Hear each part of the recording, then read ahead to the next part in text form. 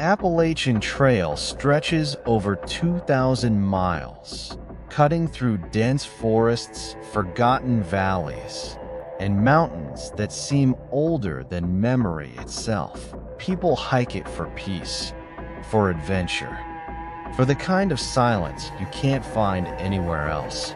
But there are parts of the trail where silence isn't natural. This story comes from a solo hiker who planned to complete a section of the trail over 5 days.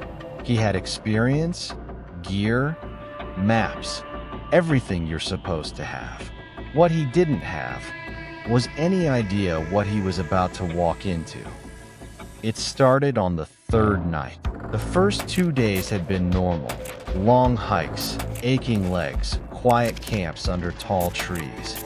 He'd passed a few other hikers, exchanged small talk, nothing unusual. By the 3rd day, he was deep enough into the trail that encounters became rare. That night, he set up camp near a clearing just off the path. It wasn't marked, but it looked like someone had used it before. Flattened ground, a circle of old stones where fires had burned. He didn't think much of it. As the sun dipped below the trees, the forest changed. It always does. The air gets colder, the sounds shift. Daytime birds go quiet, and something else takes their place. But this time, it felt different. Too quiet. No insects, no wind, just stillness. He sat by his small campfire, staring into the flames when he heard it. A voice soft, distant, calling his name. At first, he thought it was his imagination. Maybe the wind, maybe his mind playing tricks after a long day. But then it came again, clearer this time. Hey. He froze. No one should have been out there.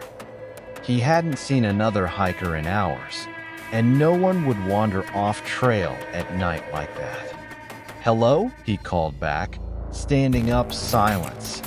Then, from deeper in the trees, help. It sounded like a woman.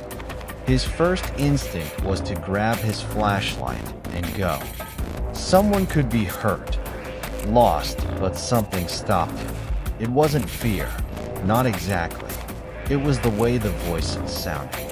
Flat, wrong, like it was trying to sound human, but didn't quite understand how. He took a step toward the trees anyway. "Where are you?" he shouted, and then, from behind him, right here, he spun around so fast he nearly fell. There was no one there, just his tent, his fire, the empty clearing. But the voice had come from right behind him. Closer than it should have been. Closer than anything could have moved without him hearing it. His chest tightened. His instincts screamed at him to stop. Don't follow it. Don't respond. Don't move. The forest stayed silent. Minutes passed. Then slowly, the normal sounds returned. Wind in the leaves, distant insects, the creak of trees shifting. Whatever it was gone. Or at least, it wasn't speaking anymore.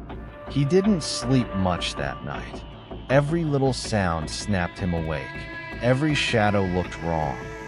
At one point, he could have sworn he saw something standing at the edge of the clearing.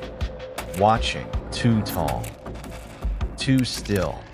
But when he shined his light, there was nothing there. Morning couldn't come fast enough. At sunrise, he packed his gear in a hurry.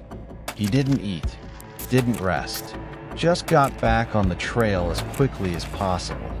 He told himself it was nothing, just exhaustion, just nerves. But as he walked, he started noticing things, strange things. The trail markers, white blazes painted on trees, started appearing too frequently, closer together than normal. Then, suddenly, they stopped completely. He walked another mile. No markers. That didn't make sense. He checked his map. He was still on the trail. There was no fork, no turn, just a straight path, and yet no blazes. That's when he noticed the footprints. At first, they looked like normal hiking prints. Boots, same size as his maybe. But there was something off. They were all facing the same direction, toward him, like someone had walked the entire trail, backwards, step after step, perfectly spaced, perfectly aligned, coming straight down the path he was on. His stomach dropped. He crouched down to get a better look. That's when he realized. They weren't backwards. The feet themselves were twisted. The toes pointed the wrong way, as if whatever made them had legs that bent in reverse. He stood up slowly, and that's when he heard it again. "You didn't help me." The voice, right behind him. He didn't turn around this time. He didn't speak. He just started walking, fast. The footsteps behind him matched his pace, slow at first, then quicker. Crunch, crunch, crunch. Always just a few steps behind, close enough to hear, not close enough to see. "Why didn't you help me?" The voice was clearer now, closer, angrier. He broke into a run. Branches whipped past him. His pack bounced against his back. He didn't care about the trail anymore, just distance. But no matter how fast he ran, the footsteps stayed the same distance behind him, always there, always following. Then suddenly, they stopped. Dead silence. He kept running for another minute before finally slowing down, gasping for air. He turned around, nothing. Appalachian Trail. No footprints, no sound, no voice. Just the forest. He should have left then. Should have turned back, gotten off the trail, found other people, but he didn't. He told himself it was over, that whatever it was, had lost interest, so he kept going. That afternoon, he reached a shelter, a wooden structure hikers used to rest or sleep. Relief washed over him, but as he got closer, something felt off. The place was empty, completely empty. No packs, no gear, no signs of recent use. But that wasn't the strange part. The strange part was the door. It was covered in markings, scratches deep, jagged lines carved into the wood, not random symbols. Repeating patterns, over and over again. And in the center, one message, carved deeper than the rest. "Don't answer." His chest tightened. A cold, creeping dread settled over him. He stepped inside anyway. The air was heavy, stale, like the place hadn't been used in years. But that didn't match the condition of the trail. This was an active route. People should have been there. He set his pack down slowly, and then he heard it from inside the shelter from the corner. "Thank you." He turned, and for the first time, he saw it. It wasn't human. Not even close. It stood too tall, its limbs too long, bending in ways they shouldn't.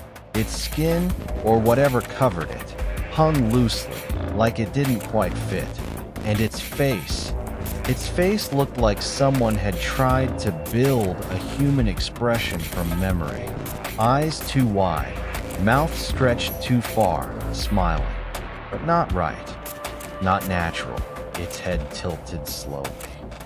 "You came back." He couldn't move. His body locked in place, every instinct screaming.